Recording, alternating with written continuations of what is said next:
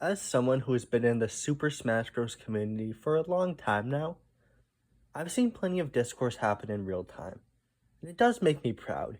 People can now be just a little bit less stupid about platform fighters. It used to be that every company making one of them was just trying to rip off Smash, and any game that takes inspiration from Super Smash Bros.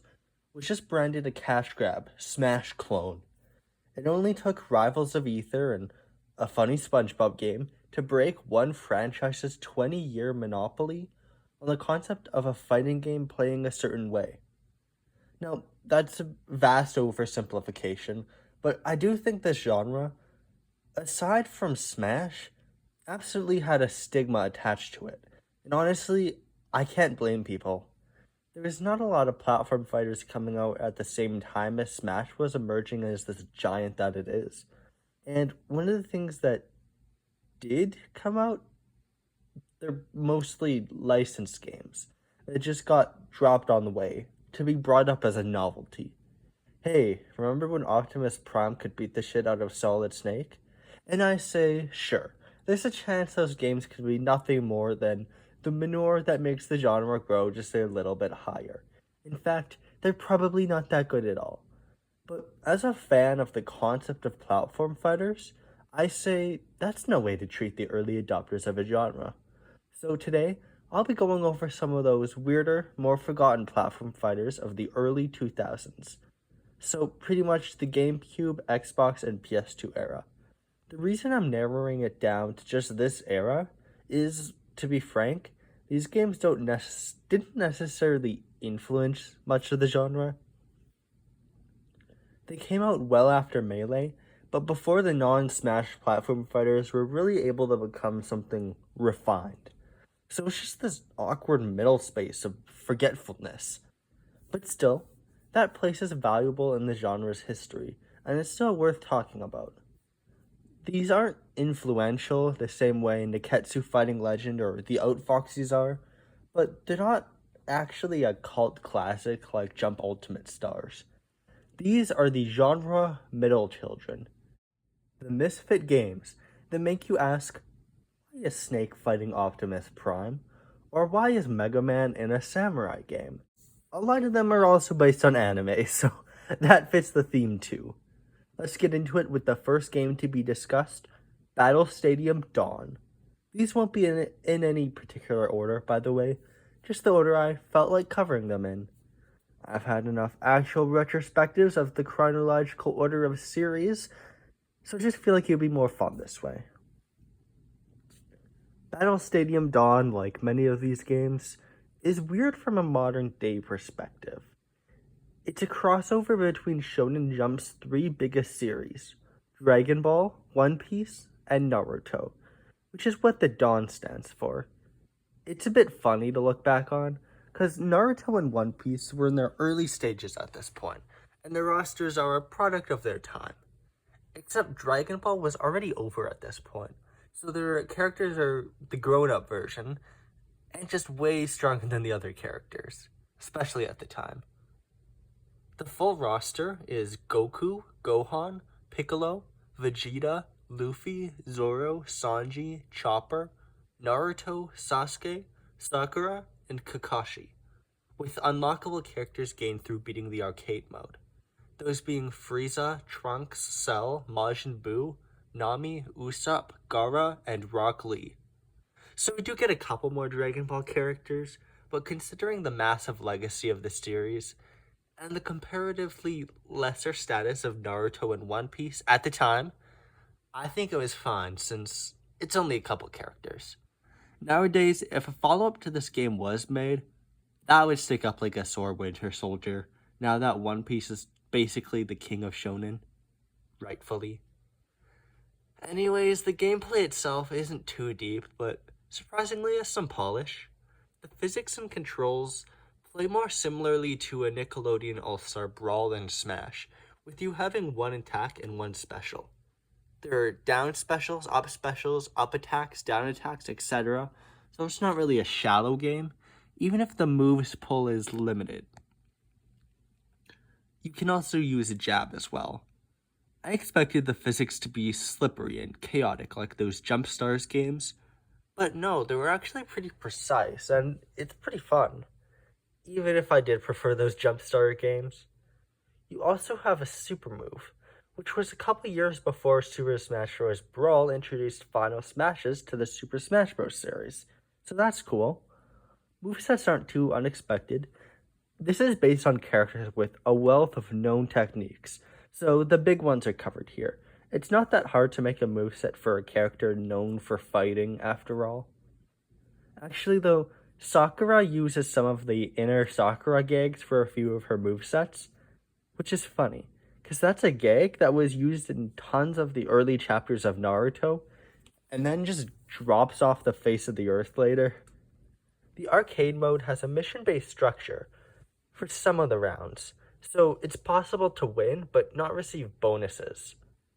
I wish I could read Japanese so I could actually beat these missions and see what all the other modes are so I can properly review the game. Oh well. The general presentation and even the stages are really cool. It's a late gen PS2 and GameCube game, and it shows. I really like how the stages especially look, because they're very detailed and capture locations so well, so it's a plus. There's this wrestling aesthetic to the game. It didn't do that much for me, but at least it captures the one thing all these series are known for: fighting. Of course, all but one of these series had tournament arcs at the time, and One Piece got one later. The opening cutscene to this game is actually hilarious, and the ending sequence is kinda cute too. Battle Stadium Dawn isn't really all that memorable overall, mostly just gameplay wise, but it's actually a pretty competently made platform fighter. The type would never release today. If you asked me today if they should make another Battle Stadium Dawn, I would say no. Why would they not just make another Jump Stars game? But I would be down with moves or ideas being taken from this game for sure. I would recommend it if you're really into the history of these properties or platform fighters in general, but otherwise, you could do better. Okay, so this kind of hurts, but DreamMix TV World Fighters is really bland. DreamMix TV is a crossover game between the video game companies Konami and Hudson Soft, which is now just Konami since Konami owns Hudson Soft, and the toy company Takara, the company that owns Transformers. There's a pretty solid roster of 17. When I'm saying these, I think it's gonna be obvious why this game wasn't localized to North America. Because your average American gamer will probably know about 5 of these characters at most. Binbogami and Momotaro from Momotaro Densetsu, Bomberman and Manjimaru Sengoku from Tengen Meikyo, Master Higgins from Adventure Island, Yugo Ogami from Bloody Roar, Twinbee, Moai from Gradius, Power Pro-kun from the baseball game that sells 2 trillion copies in Japan that no one elsewhere even knows about, Simon and Snake would later be on to be playable in Super Smash Bros. Asuka from the Psy Girls action figures, Lika, the Barbie of the East, M121 Mason from Microbots, which is basically the original Japanese toy line the Transformers were a localization slash spin-off of. It's a bit hard to explain. Then Optimus Prime and Megatron, and Tyson from Beyblade. Yeah, us Baka Gaijins might not know most of the roster, but it's a really solid collection of characters and a good roster. There's also Mujo, a Bomberman villain that's barely used anymore, and he's the boss, and also a secondary announcer besides this original character. The whole game has a TV-like aesthetic, not unlike Battle Stadium Dawn, but I prefer it here, because it has an actual character as an announcer, and other stuff that makes the aesthetic play into the actual gameplay too. Too bad the announcers are really annoying though. When I'm playing through the arcade mode, there's these wacky hijinks with the announcers every 2 rounds. They literally last longer than the goddamn rounds themselves, and I can't skip them. Obviously, I can't understand them too. I don't know if I even care to. The gameplay is where this kind of falters. It feels unresponsive, and your moveset is extremely limited, with only your attack button and special, but also they're just so limited. If you're playing as Simon Belmont, your options are swing your whip while crouched downwards, swing your whip upwards, throw your cross downwards, throw it up, grab. I don't want to fall into the trap of judging this too harshly, only from a modern perspective, because I really do want to examine the context of which it was released. But I mean, I don't think that was this much more interesting in 2003. The controls themselves feel unresponsive. They're not slippery like I expected to be again. None of these games really are, but still imprecise. Especially getting up from damage. It takes way too long to get up, which I can relate to, but it's not fun. The way you KO opponents is easily the most awkward part of the game. When you hit opponents, these hearts fly out of them, which you collect. If you're out of hearts, your literal soul flies out, and the way to KO someone is to collect that soul. I think they're going for a kind of mad dash feel, like the Smash Ball that would be implemented in the Super Smash Bros. Series. But it's not fun as the only way to KO someone. It gives off PlayStation All-Stars Battle Royale vibes, where you had to use a super move to KO people. Nobody liked it. What ends up happening most of the time is that either the opponent is a small, soulless version of themselves, and you both jump over and over again to get that soul, because it doesn't move across the screen, it just flies up and down. Or you just immediately grab the soul after beating him. I think a good example of how basic the gameplay of this game is Yugo Ogami. Bloody Roar's whole gimmick is that you transform from human to beast form. It's what sets it apart from other 3D fighters of the time. But here he's just in beast form. It's not bad, but not really ideal. Also, something funny about this game is that Snake took tons of inspiration from it in his Smash Brawl appearance, which is fun. A lot of attacks are very similar, and if you like using Snake's C4 move in Smash, you have this game to thank. Although, it's weird because in that game it took one entire special, meaning this very situational move takes half your moveset, and it makes Snake even more limited. Simon took basically no inspiration from this in Smash Ultimate though. The visuals look basically like a PS1 game. I was actually surprised this even was a PS2 and GameCube era game, much less one that came out right smack in the middle of this generation. That's probably a flaw with it, but I didn't dislike how it looks at all, so I don't think it's too bad. The stages actually look pretty nice, and they're more vertically oriented than most platform fighters. I didn't like them as much as Battle Stadium D.O.N. though. My favorite stages are probably the Big Shell from Metal Gear Solid 2, and Lika's stage, which is basically a Barbie dream house you can beat Megatron in. So, overall, this does hypothetically have all the makings of a cult classic. I'd recommend to those of you who like Smash, and maybe other stuff like SpongeBob Smash. But in practice, the only real value is not really what it is. It's just not really that fun, that's simply it. I do absolutely wish this game would get a follow-up now. Now that we have more of a grasp on what makes platform fighters good, that would be very, very cool. Since Konami now owns Hudson Soft, and they're one company, that means we could get a third company coming in, and I say they should fully add Hasbro and DreamMix too. Let me make a customizable D&D character and use them to fight Solid Snake, of course. Right after playing this, I decided to do a really quick pit stop and play a bit of Melee, just to see if me being hunched over at a computer screen is the problem, not the game itself. But no, the core gameplay still held up, as it should.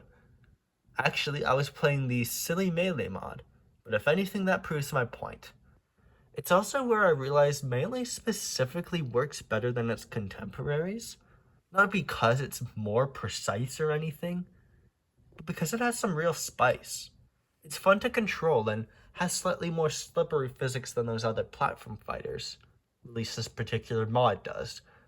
It's just when the core movement and mechanics of a fighter don't feel nice, the rest of the game falls apart. It's unfortunate it did take some time for devs to get used to it, for sure. Finally, the anime is continuing, because the final game I'm talking about is Digimon Rumble Arena 2. I have no experience with Digimon, by the way, so unlike the video game characters and Shonen Jump series I've actually all read, I can't exactly comment on it from the perspective of the series itself, you know? Digimon Rumble Arena 2 is the only game here that actually has an English version. It's obviously an adaptation of the Digimon series. So its main gimmick, the thing that sets it apart from platform fighters of the time, is the Digivolve mechanic. If you collect enough of these mysterious blue orbs that arbitrarily pop up in these games a lot, you get enough of whatever they're called to Digivolve into a stronger character, which even alters your moveset. So this roster is huge, since it has 19 roster slots, but technically it's 47 characters in total. In 2004, Smash Brawl 4 years later had 39, so at the very least it's an impressive game. I'm gonna say the characters right now, but I have no idea who any of them are, so I'll probably pronounce them in a way that's gonna make Digimon fans want to kill themselves with a plastic spoon. Agumon, with Greymon and War Greymon transformations, Gabumon, Garurumon, Metal Garurumon, Biomon, Birdamon, Garudamon, Tantomon, Kabuterimon, Mega Kabuterimon, Palmon, Togamon, Lilymon, Gomamon, Ikakumon, Zudomon, Patamon, Angemon, Magna Angemon, Gatomon, Nefertimon, Angewomon, Vemon, Flame Dramon, Imperia Dramon, Gulimon, Growlimon, Gallantmon, Flamemon, Agunimon, Burning Greymon. And then the unlockable characters. This is where it gets weird. Nemon, Omnimon, Malomyostimon, Diaboromon, Duskmon, Black Agumon and his Digivolve versions, Black Gabumon, Black Gulumon, their Digivolutions too. Is that what it's called? Etc. etc. From what I can tell, this is actually technically a crossover game too, since some of these Digimon come from different Digimon series. Can you believe in 2004, I think, they already had 4 anime series? The combat here is pretty awkward, but it has its charms other games don't really have. There's a pretty big lack of any momentum in your attacks. It's stiff. When you attack, it feels like anything just stops your speed. Even a projectile attack done in the air just makes you stop completely. It's a little odd. The fighting is quite a bit awkward because it's very easy to start combos and pretty much trap your opponents and absolutely demolish their life bar. Of course, not in a Marvel vs. Capcom way, in a really, really janky way. If you look at this game like a real fighting game, it falls pretty damn flat. But it's clear that's not the design philosophy at all. It's more of a party game. If you're playing a single player game and you're against just one enemy, you're probably not going to have that much fun. The movement doesn't feel that great. When an opponent basically traps you or a stage hazard trips you up, it feels cheap and unfair. I don't think it's entirely fair to say the game is bad because of this, because I played in single player. I could say something like, when a blue shell hits you, that's cheap and not fun, but I still like Mario Kart, and I think blue shells are great. In multiplayer, the game was actually more fun to me in matches with 3 or 4 characters, because you can kind of imagine silly moveset and stage design is a lot more suited to that than a 1v1 duel. I do kind of suspect, though, this game is unpolished enough that if a group of friends were to play this, it wouldn't be like Mario Kart, where you can actually think, okay, I'm playing genuinely good game here. You're laughing at it, not laughing with it. Maybe that's just because it's Digimon, though. It's not really a serious series. Not that Mario Kart is either, but speaking of stages, they have gimmicks that are the stupidest and goofiest stuff ever. Shout out to them, I guess. In terms of modes, hey look, I can talk about them now, since I don't have to navigate a maze of Japanese text. You don't really get too many crazy and fascinating stuff. A training mode is about the most novel thing, but I really like the arcade mode structure. It's similar to Dragon Ball FighterZ if you know that, where there's this huge grid and you can choose either a harder leaning or easier fight to go on. Like the New World log pose, to use an example from a series I've already talked about in this video that no one's gonna understand. So it's a good way to choose difficulty, and it's a fun way to do something like this, especially when it's a little lacking in other types of content. So overall, I feel like these games were less worthwhile than I would have thought. Don't get me wrong, I don't think these are bad games by any means. I'm sure there's someone out there vehemently arguing these games suck and are so terrible, and that's a bit silly. For real though, they're definitely an interesting footnote in the genre's history, but after playing them, they're not really some gem hidden in the rough. It almost sounds depressing, because what was the point of it? But really, it was still so much fun.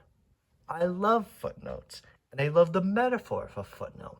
Because if I'm reading a nonfiction book and I see a footnote on the bottom of the page, I'll actually probably find it interesting because I'm a nerd.